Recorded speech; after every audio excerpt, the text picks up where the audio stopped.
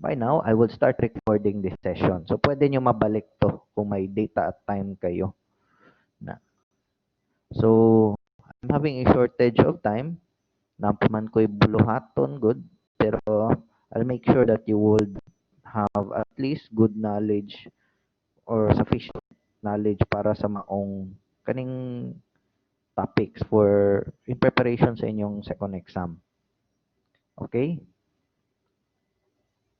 Okay, so as you can see, a framework of Philippine patriotism and nationalism sa ating bansa, the Philippine Archipelago.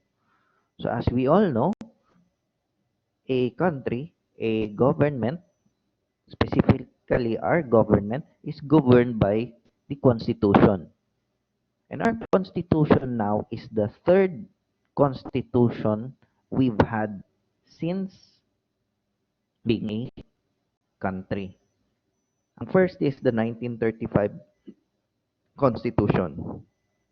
So it was done during sa panahon ni Manuel Quezon. Yan, 1935 Constitution. The original Constitution. Pero, as time passes by, it becomes obsolete.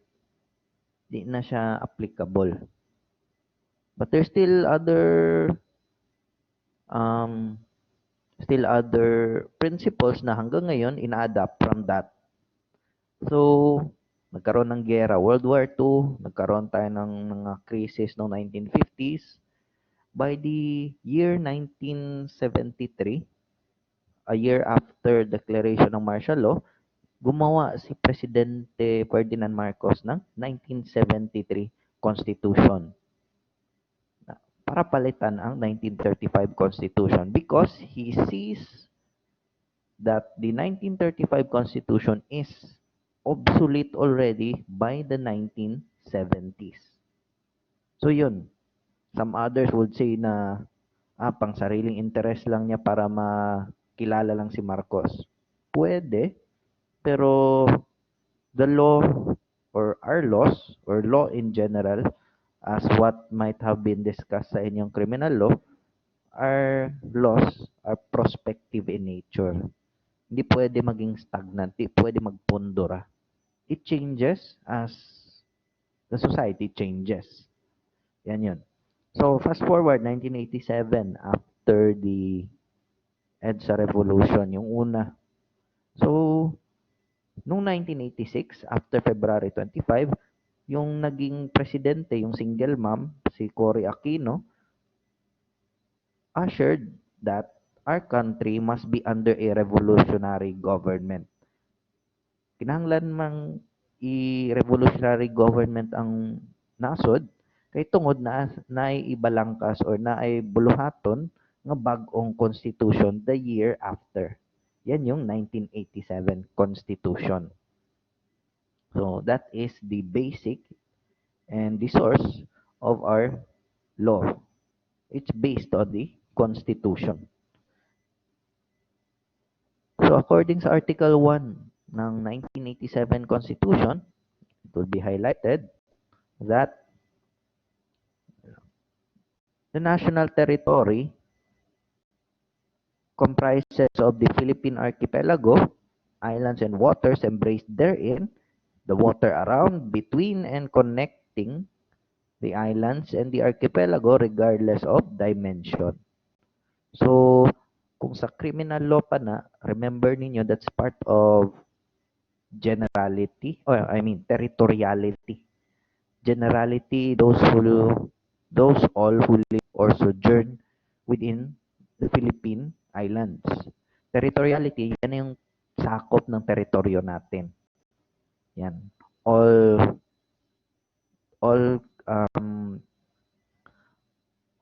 of the land under the Philippine Archipelago and the waters therein and those waters around the Philippine territory. So, it still includes those waters, I think that's 12 nautical miles, extended further 200 nautical miles from the nearest shoreline. Yan na yun, exclusive economic zone ng 200 nautical miles, 12 nautical miles from the shoreline is yung extension. extension. Yan yung original na territory ng Pilipinas according sa law, it's territoriality. So lahat ng yan under the control of the Philippines. Any intruder entering it, of course, with a violation of our country, with the violation of national law, would consider to be somehow a trespass of our territory.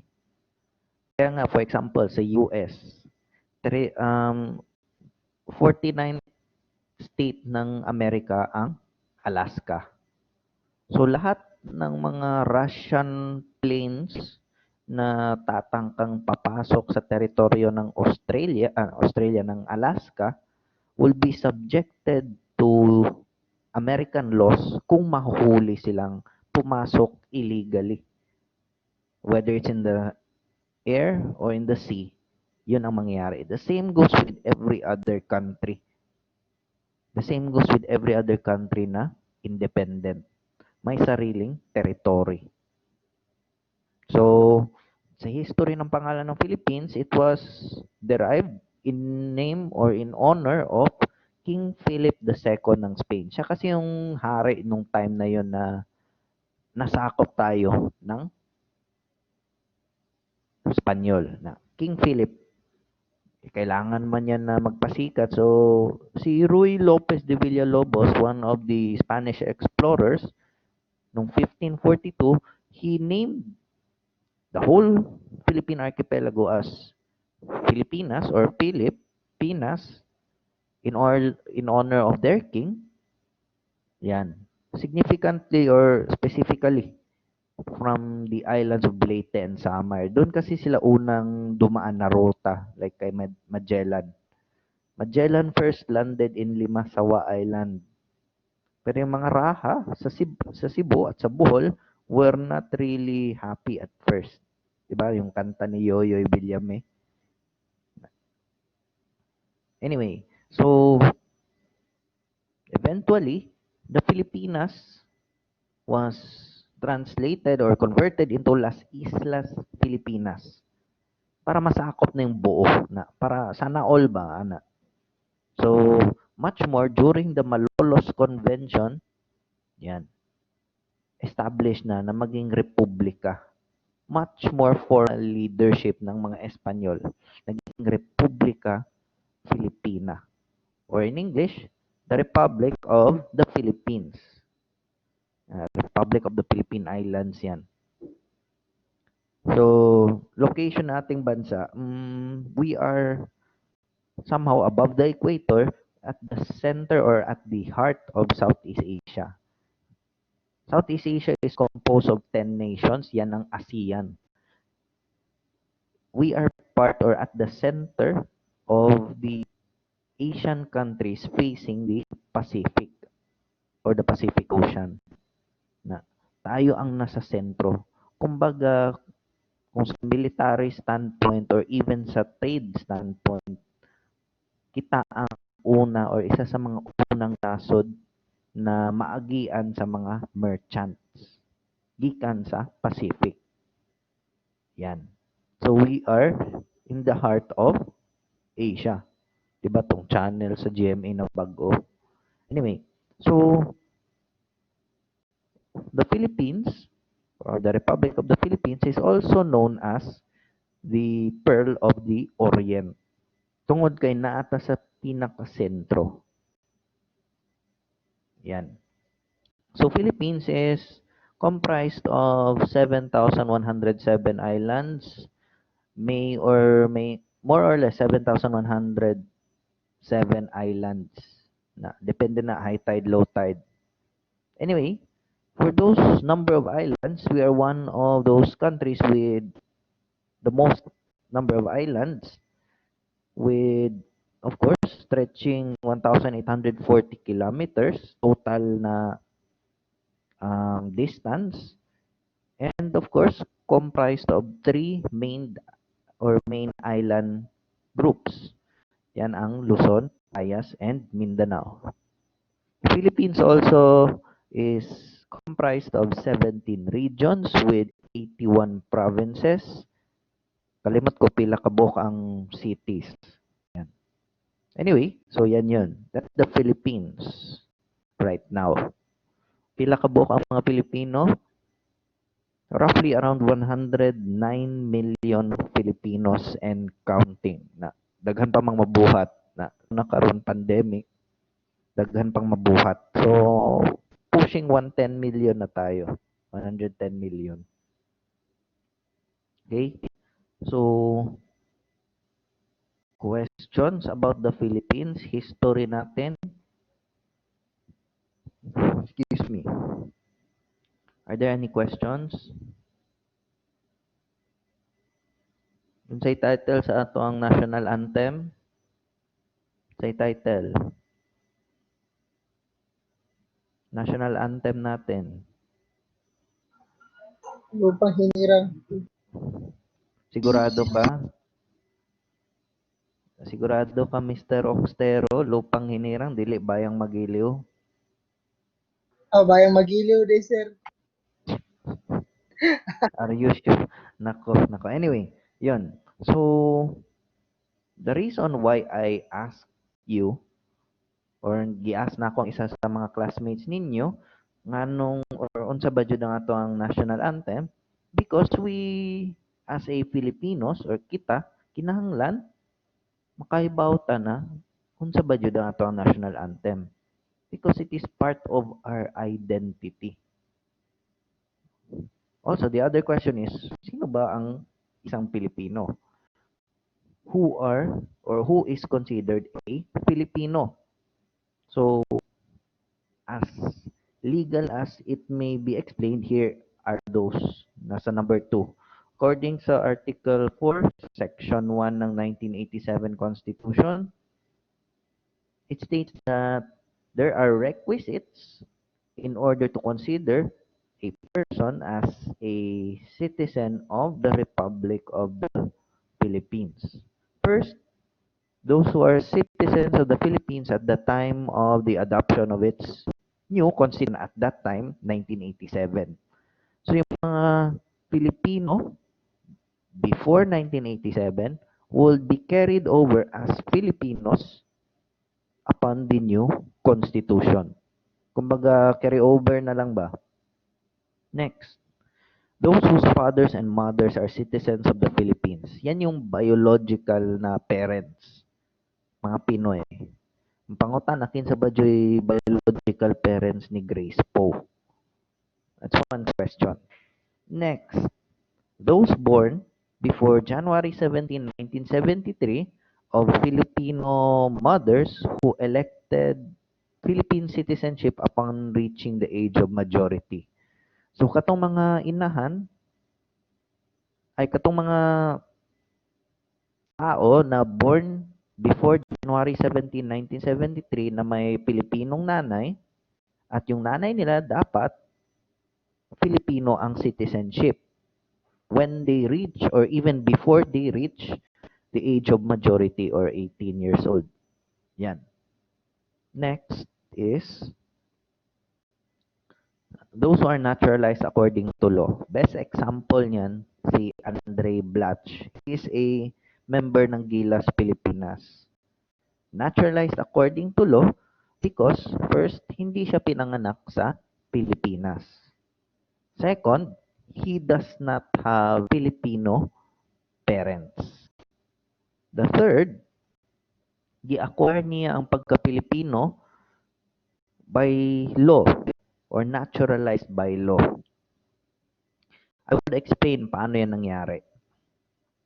Okay, so nangita ang Pilipinas og kusog na player para sa basketball. So nangita silang mga pwede. So they found Dre Blatch, NBA player sa una na karon itong gyapon.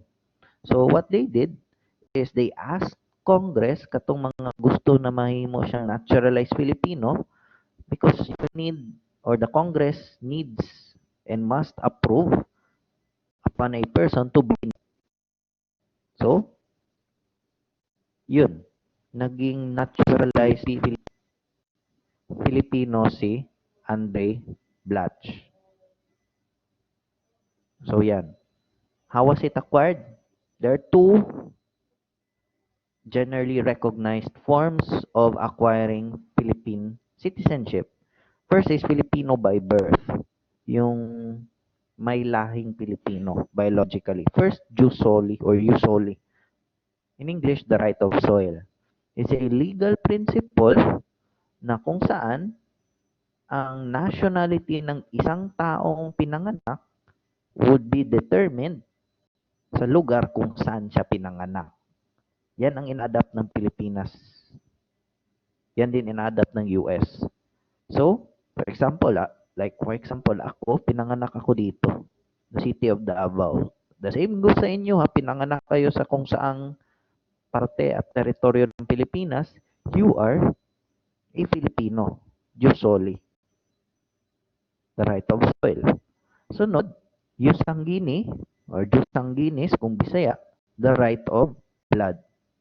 The legal principle that an individual acquires a nationality by his or her natural parents, and of course, it's still also applied by the Philippines also. So, yung parehong jus soli o jus sanguinis is adopted by Philippines. Yung jus sanguinis, right of blood, for example niyan, si Jordan Clarkson. Mama niya is a Filipino by blood. His father is an American.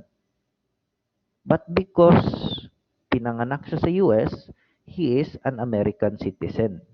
Automatically may passport siya. And also because his mother is a Filipino, during that time, kinuna na din siya ng Filipino passport in his youth because his mother is a Filipino.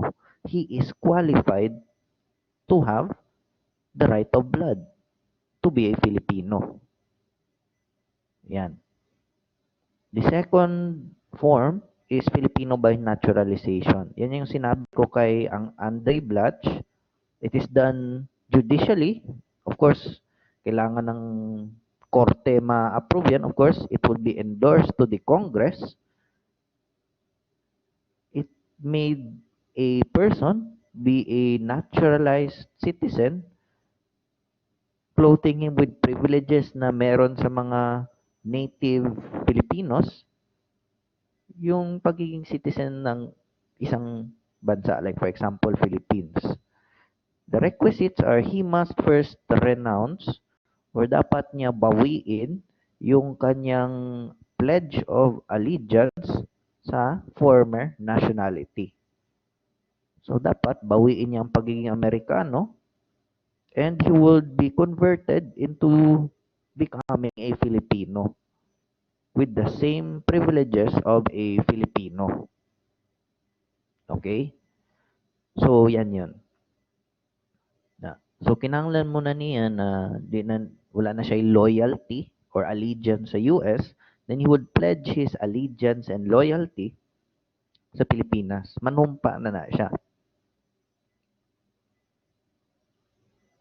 Okay? Questions? Are there any questions?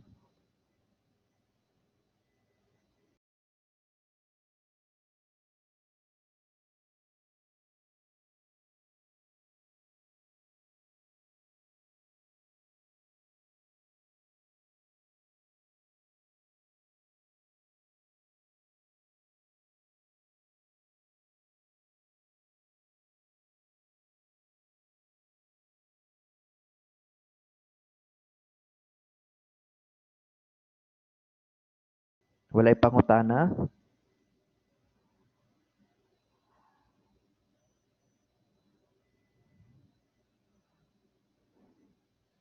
Are there any questions? None, sir. Okay, sige.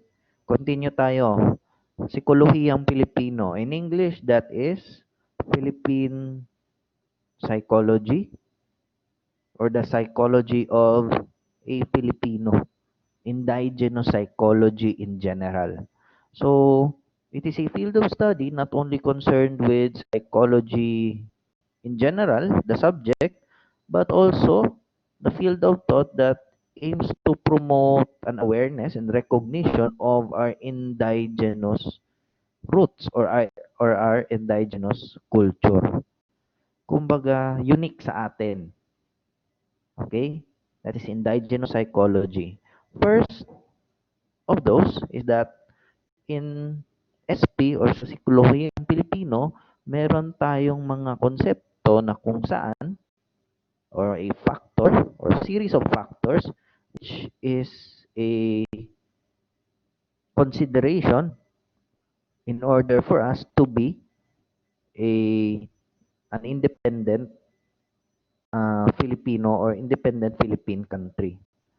Actually, lahat ng bansa ng nasa nasa mundo, they all have this indigenous psychology with these characteristics. Yun, ulitin ko, lahat ng bansa merong mga characteristics like as what you can see, ito sila,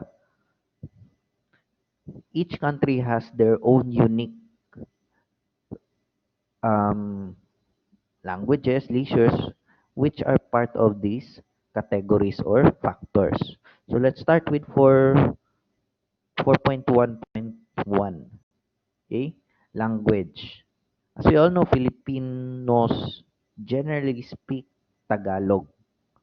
So Tagalog is our national language. Pero hindi lang hanggang doon. Napud tay Cebuano, 'di ba? Ara pud tay Ilonggo na Bicolano kana mga Oragon. We also have Ilocano, Kapampangan, Chabacano, 'di ba? Mga Waray, mga Surigao-non, mga Maranao, 'di ba? Mga Iranon. Each of those have their own specific language, have their own multilingual capabilities. 'Di ba swerte tayo ang mga Amerikano, most of them isa lang ang language na alam. Tayo, Tagalog, English, pa Bisaya, pa unya na uban na Chabacano, 'di ba? Multilingual generally ang Pilipinos ngayon. So that's one of the factors. We must have our own language. Also, must have our own sub-dialects. Next is leisure. So, napakaraming pamamaraan ng Pilipino para magpalipas ng oras or magkaroon ng laro. For example, 'di ba? Unsay national sport nato? Anyone? You can raise your hand. Ano ba ang national sport natin? Does anyone Sepak takraw, sir. sigurado ka si Paktakraw? Sigurado ka? Anyone?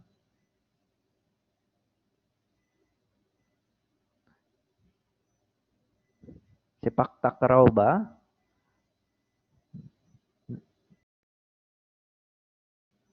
Nadunggan na ako, murag giilis na pudto ganina, buntag 12 nun. Murag basketball naman daw bagong national sport. Giilis to. Bago lang kami na-remind. The national sport of the Philippines is sepak takraw. Yan. Pero basically, hindi lang yan siya hanggang sa Pilipinas. May mga ibang bansa rin na naglalaro. But because we have our own games, di ba? For example, di ba, namay na yung mga ubang dula, luksong baka. Di ba? Itong mismong baka ay ambakan. Di ba? Napay ubang mga dulang Pilipino na uniquely made by Filipinos. For example, napoy mga laruan or mga dulaan nato, di ba? Unsay national toy nato? Kasing, sir, Nabatay, kasing. nabatay national toy? Luthang, sir, luthang. Luthang, kasing, naku. Anyway, gawin natin yan kung meron bang national toy, kung meron man. I-research ninyo, Google. Anyway, so we have our own toys aside from our own games. Diba? Nay kasing, sa bana sa Tagalog, kanang trompo, luthang siguro ambot lang kung ginagamit ba jud na sa mga Tagalog. Na, pero may sarili tayong mga palaro. May sarili din tayong mga laruan. 'Di ba? May mga palaro tong sa palayok, napoy palo sebo, 'di ba? So we have our own identity when it comes to those games and toys. Next is cuisine. Cuisine or paborito sa mga tao food. Some foreigners would go to the Philippines not because only of our attractions kanang mga tourist spots, but basically of our cuisine or food, 'di ba? Adobo, sinigang, kare-kare, sa pa ba na dinuguan, puto, halo-halo, puto bumbong, 'di ba? We have our own identity in food, which is of course recognized by other countries. We have our own cuisine. Okay? Na, next is politics and law. Of course, we have our own laws which are tailor-made for our society. Lahi-lahi man gug mga balaod sa lahing mga nasod. Example sa US, iba yung style ng pamamaraan or style ng kanilang pamamahala, I mean. So, yun. Each country, each sovereign state has their own set of laws which is made for their own society. The same goes with us. Diba? So, sa politics, it is hard to explain but yun. For example, sa Japan at South Korea, most if not all of their politicians would have to resign because of their pride. Yan. Style yan sa politics nila. They are shame-based. Pero dito sa Pilipinas, our politics, most often than not, pabagaay na. So it's a different level of politics sa bawat bansa. One fact also, for example, sa mga kalapit nating bansa sa ASEAN, we are the only country in ASEAN na demokrasya or republican democracy. Na the rest of our neighbors are either socialists, are federalists, and some others monarkiya na yung mga hari. There's also one na military junta. Ang military ang nag-lead sa government. Tayo na lang ang demokrasya. As of this moment, tayo ang naiiba sa buong East Asia. Yan. Federal man ng Singapore, federal man ng South Korea, monarchy man ang Japan o ang Thailand, military junta ang Myanmar o Laos, or dili man military junta pero socialist. Kauban po ng Vietnam. Chinese is a socialist pero lahi na communism ilaha. Lahi na form. So mao na sa politics and law magkakaiba. We have our own identity rin. The thing is with our politics, it is mostly bad impressions. Okay, are there any questions?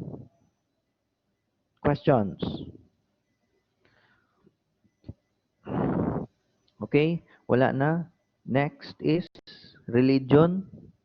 Dahil ang Pilipinas, yung mga sinaunang Pilipino, naniniwala kay Bathala sa mga anito, sa mga babaylan.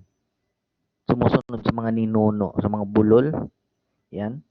Because we have our own style of religion outside from the regular religions, our own style of worshiping, which is unique to us. And also, somehow, yung sa mga iilan na mga tribo, it is carried over hanggang ngayon. Anito is animism. Worshipping nature. Nabisan kahoy ra na imo nang ampuan. Because it is as what they said, superior kaysa sa atin. Okay? Next, medicine. So, of course, we have our own way of curing illnesses. Na hilot, herbal medicine. Not costly, and we can do it even at or inside our houses. Na hiluton ka, o niya, luwaan pa ka. Na two in one. Anyway, so outside from the clinical medicine, we have our own style of healing, na mga albularyo and such, which is also unique to us. Next is music and arts. We have our own style and set of music. We also have our different perspective in arts as a country. Diba? Sarong banggi. Ang sarong banggi, dili ra na siya art or music, but is a representation of our culture to other countries. Mao na siyang appeal sa kategory sa psikolohiyang Pilipino. The next is rituals and ceremonies. Napakaraming unique rituals na only in the Philippines. Like for example, na ritual sa uban na kada adlaw musuot jud sila agimat na himong necklace ano or tilapan nilang patay nga sawa na agimat daw na or gayuma, di ba? Unique. It may be not used by others, but it's unique na sa Pilipinas mo lang yan maririnig. Okay? Next. Yan. Compared to other cultures, other disciplines, it is different yung psikolohiyang Pilipino or SP. Other countries, especially yung mga Western countries, would have seen our culture and would characterize it as somehow sensitive na. Pero tungod kay Oriental people man ta, it is unique to us. And of course, yung history natin is rich, which is also in respect to other countries, our culture could be spread to the world. The same goes with them dito. Okay? Questions? Questions?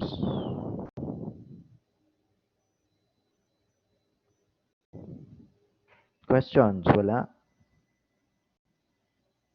Okay. So, kung wala'y question, Wala, direta sir. sa 4.3. According kay Rogelia Papua or Pepwa sa libro niyang Psikolohiyang Pilipino, ang teorya, metodo, gamit, yun yung kanyang naging pangunahing mga prinsipyo para maging katangi-tangi ang psikolohiyang Pilipino. She used those approaches and techniques in order to gather data and to classify them kung saan ba yun siya. Is it part of pagiging pagkapwa-tao or pagka-kapa-kapa na grouping? Na, ang pagtatanong-tanong ng kanyang mga researchers, does it lead to a better classification of that certain culture? Yan. Of course, when you are researching for history, there are different stories na noon, chismis, ngayon, made of history. Yung storytelling. Kasi noon, walang collaborate noon. Walang Facebook na mag-retain talaga. It's basically either storytelling or pagsusulat sa mga papel na madaling mabura. Yan. So, these are the following data gathering methods that Rogelia Pepwa and her researchers used in order to complete her book psikolohiyang Pilipino. Yan. At tuon jud nila ang mga cultural sites and those people. They will participate in those cultures. Yan. They would ask questions. They would discuss with them. And of course, they would visit it again and again. Yan. Okay? Next. Number 5, language is a major tool in discourse. So, sa psikolohiyang Pilipino, yung pag-develop ng ating language is basically attributed to what earlier proponents did. So, walang ngayon kung walang kahapon, di ba? Di man na mo matawag og X kung wala mo nag-uyab sa una, di ba? The same goes with language, di ba? Mga babaylan na language, na baybayin, na native languages. Na ngayon, of course, nahaluan na ng American, ng Japanese, pati ng Spanish na mga salita created into the modern Filipino language. Na, unsay Tagalog sa chair, unsay Tagalog jud ana. Chair, unsay Tagalog ana. Upuan, sir. Ano, di ba? Ngayon, upuan, yung modern Filipino language. Pero noon, dahil medyo deep ang Tagalog, ang tawag niya noon is salumpuet. Na siya yung sumasalo sa puwet, salumpuet.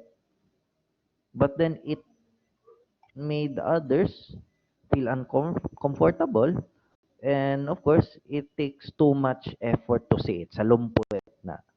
Bakit di na lang sabing upuan? Yan, mas madaling masabi or mas dali ilitok ba? Also, the language we have today is a development from the previous types of communication, na previous languages. 'Di ba? May mga salita sa Tagalog natin ngayon na nanggaling sa mga Espanyol. Meron ding mga salita natin na nanggaling sa mga Amerikano. And of course, majority mga salitang nanggaling sa mga ninuno natin before colonization. Yan. So, example, unsay Tagalog sa bra? Abay kabalo kinsay or unsay Tagalog ana? Tagalog sa bra.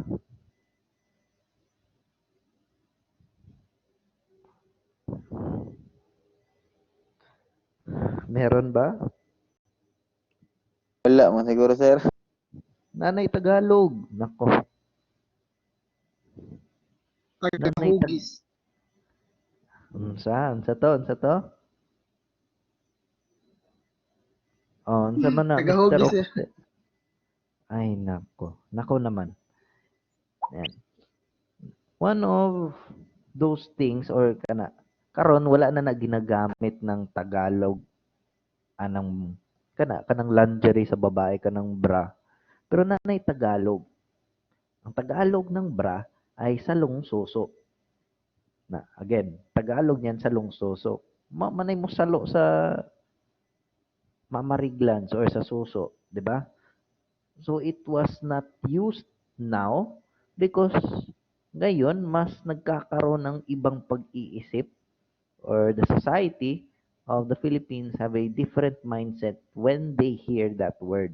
So ngayon, hindi na yan siya ginagamit. Translate na lang, kanang bra, mauna na. Kapoy ba, sugig storya, salong suso. Diba, kalas-kalas ra kag laway, ana. Anyway, because societies change, language or the use of certain native language are being modified.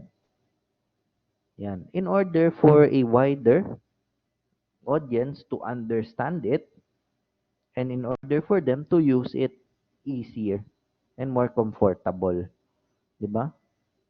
Lain pud kaayo mga boys no og mga girls, makadungog mo og mga tigulang na Tagalog, magstorya sila na, "Oh, yung salong suso mo nasisiraan na." 'Di ba? Awkward. Mulingi jud ka ana kung makadungog ka ana. Siguro, they knew that it was socially awkward. Kaya pinalitan nila, binago nila yung konteksto. Okay? So, if you don't have any questions, I would stop there. By next meeting, hopefully, matapos natin to, please remind me, mag-start ako sa number 6, pagkataong Pilipino. Okay? Remind nyo lang ako, pagkataong Pilipino tayo magsisimula sa next meeting. Okay? Okay, sir. Okay, sir. Sige. Wala na ipangutana mga girls. O, unsay Tagalog sa brief.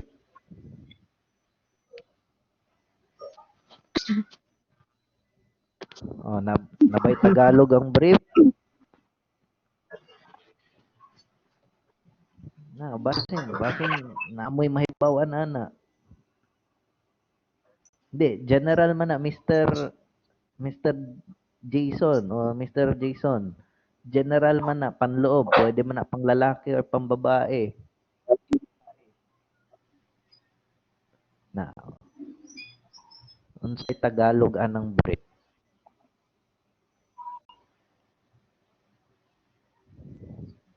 Na, para dili ma-awkward, isulat na lang nako. Ayaw na lang kay assignment. Ako. Wala man siguro, lain man po siguro paminahon ng salong itlog daw. Oh, lagi. Lain po. Nako. Hindi yan yung narinig ko. Ay, or nabasa ko pala. Tanawa na lang na ako'y type. Gamay man eh, pero try ra ninyo basahon. Salong bayag. I don't know where did I read that. Na. Pero, man daw na. Di ba? Di man to na bahag, di ba? Like wa man to capture. Di man to, wala man to ginasalo. Anyway, so, another, I don't know if that word is useful. Ayan, nagamita ha. Ayan, nagamita. Yung nag-ingot sa inyo na si Kinsa ba ha? Wag na lang. Basta wag nyo gamitin. Ako, delikado ang planetang Earth. So, again, this thing is recorded. You can go back to this again next time if you have time. So for now, thank you and good afternoon sa inyong tanan. Yes, sir. Thank you, Sir, sir. sir. Thank you, sir. Thank you, sir.